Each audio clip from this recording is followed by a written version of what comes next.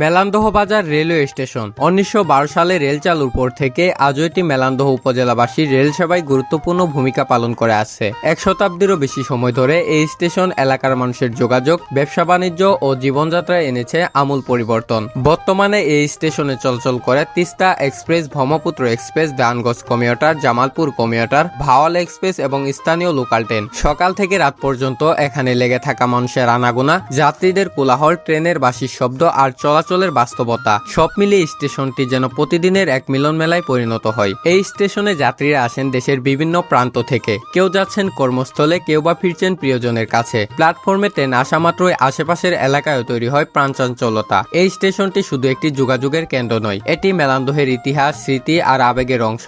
বছরের পর বছর পেরিয়ে গেলেও মেলান্দহ বাজার রেলওয়ে স্টেশন আজও মানুষের জীবনের সঙ্গে গভীরভাবে জড়িয়ে আছে। সঙ্গে ছিলাম আমি নাইমুল ইসলাম নাইম, বাংলার মাটি।